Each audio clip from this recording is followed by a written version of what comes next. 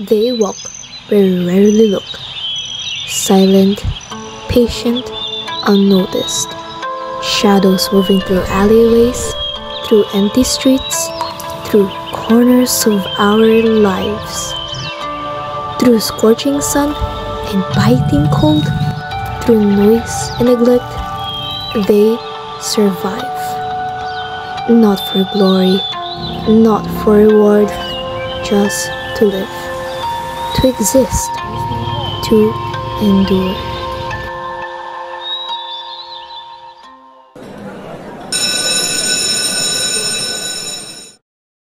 At Caloocan City Business High School, there are quiet inhabitants moving unnoticed.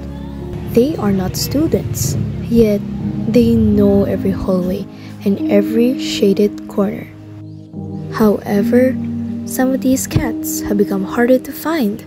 The places they once roamed freely now seem emptier, leaving one question lingering: where have they gone now? To understand how students feel about the cats, we asked the SSLG officers. Yung thoughts ko po sa mga stray cats na nandito po sa school, it's no po. Kasi what if po yung mga cats na yun ay may rabies? Like, hindi po ako papayag as SSLG na meron po tayong cats dito sa school. Kasi po, marami rin po ang kabataan na nakakagat or nakakalmot ng cats. Pwede silang maging dangerous and also playful. Every time na may kumakain po sa waiting area natin, every recess or break time po, may nakikita po tayong stray cats na lumalapit sa atin para humingi ng pagkain. This could be dangerous kasi pwede po nang kainin yung pagkain nyo o madampuan ng mga laway na pwede po mag-lead sa mga rabies po. Dito, natututo po sila na lumaban para po humanap ng pagkain. So, yung mga students naman po, hindi po sila aware na nangangagat or nangangalmot yung pusa. And then, hindi po nila napapansin na meron po palang cats doon. So, pwede po silang mas makalmot doon and then pwede rin po silang makagat. We also spoke with one of the school guards at CCBHS about the history of the cats and where they can be found today. May mga history po ng mga pusa po dito. Kailan po sila like na parang pinapapasok nyo po ng, yun lang po, yung mga pusang stray cats po. Dito po sa school premises po. Andoy naman namin sila pinapapasok. Kumbaga yung iba tumatalon dun sa galing LM. So punta rito. Puti siya tsaka yung tiger. Yung tiger dito na talaga yon kasi inaalagaan ng teacher. Yung iba wala na kasi hinuli na ng mga taga City Hall. Gaano katagal na po yung dalawang pusa na yun po? Or yung mga kahit lahat na po ng pusa in general po? Parang ano na siya, may taon na din dito yung tiger tsaka yung isang puti. Ayun. Isang taon talaga? Siguro kasi pagdating ko nandito na yun eh. Mag-iisang taon pa lang ako sa November eh. Dito eh. Ano po yung parang opinion mo po sa kanila? Parang sang-ayon ka ba po na parang pinapapasok po sila na parang yung mga parang students po parang pwede po freely po pwede po mag-interact po sa kanila freely po? Hindi naman namin sa sa pinapapasok, di ba? Hindi rin magandang may pusa rito kasi iba makakalmot kagaya ng mga nakaraan nun, may nakalmot talaga siya. Ilang 3 bata yata yung nakalmot. Kaya yung iba pinahuli na sa na City Hall. For some, these cats are companions, almost like part of the school family. For others, they are a source of a worry. Sadly, kasi marami na siyang nakagat na mga students. Kaya, syempre, naging problema yun ng school. Kaya, sana may magkupkop or maalis siya sa school at maalagaan ng maayos. Kasi deserve naman ng every animal, tulad ng mga pusa, na maalagaan ng maayos. Syempre, kaya sila nangangagat dahil syempre, nanggaling sila siguro sa hindi magandang experience mula sa mga nag-aalaga sa kanila. At isa pa, syempre, yung hunger na nararanasan nila everyday. At yung pusa na yon minsan, nasa faculty room, tapos nangunguha siya ng pagkain. Once, they were everywhere. Now, one by one, they have slowly disappeared. Though many of the cats we once knew are nowhere to be seen, a few still roam the campus quietly. To find them, we turn to those who see them most, the canteen vendors. Saan po sila mismo pumupunta o saan po sila pumupunta? Paano lang and we headed where they pointed. Well, mas madalas sa doon, banda doon, sa may gilid lang ng mga building.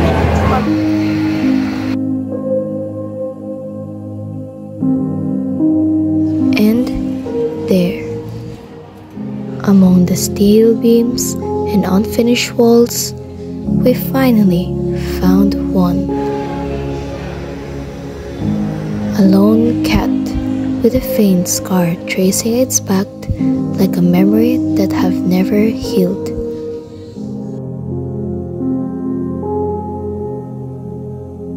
It watched us carefully, with eyes wary yet curious.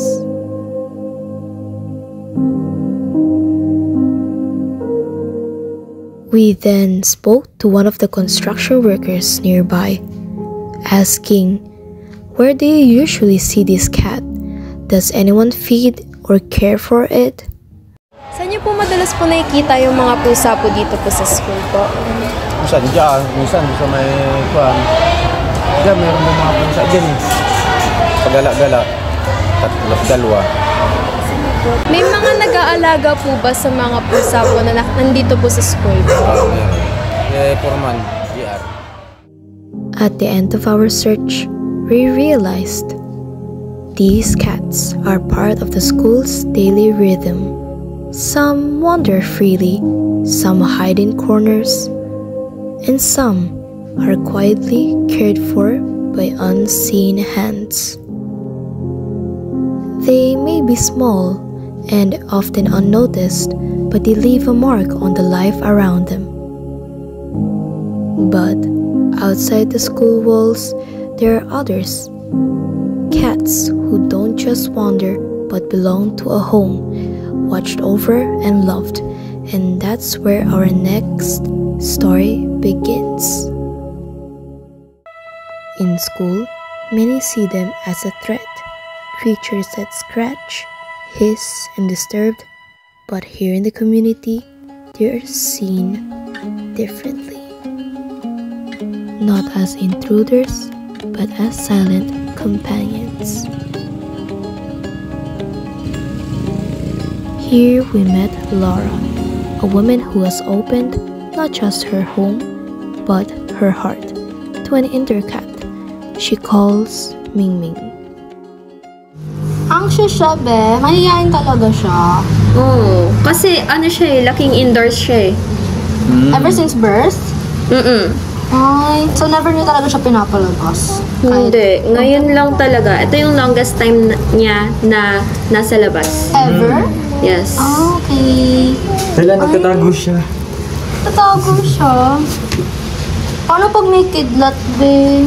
Natatakot siya lalo? Hindi. Kapag nasa loob siya ng bahay, hindi siya natatakot sa thunders or sa rain. So, parang yung safety, yung comfort place niya yung home niya. Yes. So, ilang taon na siya? 7 or 8 months old pa lang. So, in her or his 8 months, no, hindi pa talaga siya nakakalabas ng house. Never siya naging outdoor cat. Never.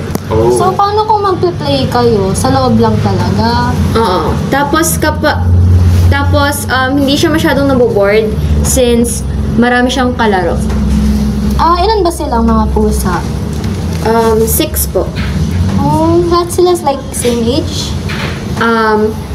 May 2 other siblings siya na same age niya. Tapos yung parents niya, tsaka may big sister siya. Oh. So, ayun. Ilan ulit sila, like, in total? 6. 6, okay. So, how do you manage a lot of cats in your home? Sobrang hirap mag-maintain ng 6 cats sa maliit na unit dito.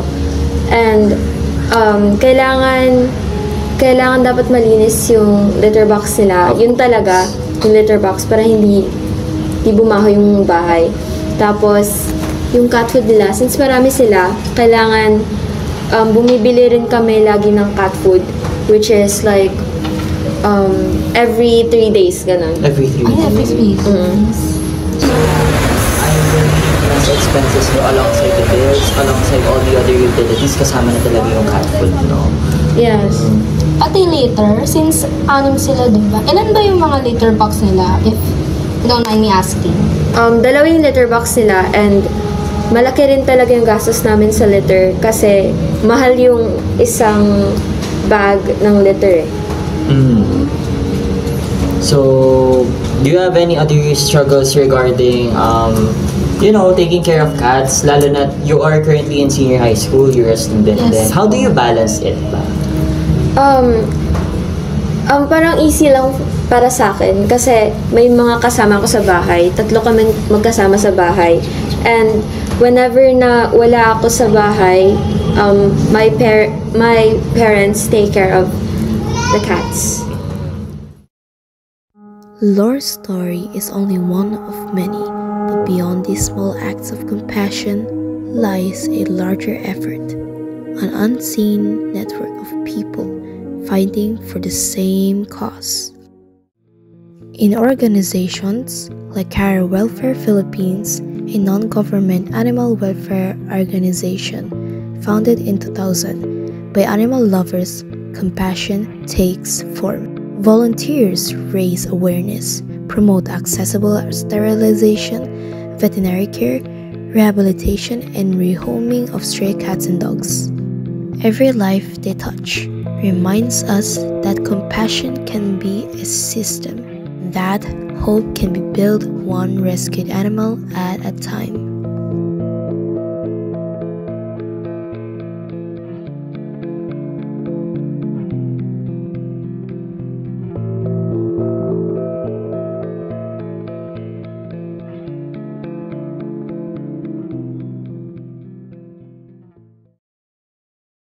In every corner of schools, streets, and homes, these creatures exist quietly beside us.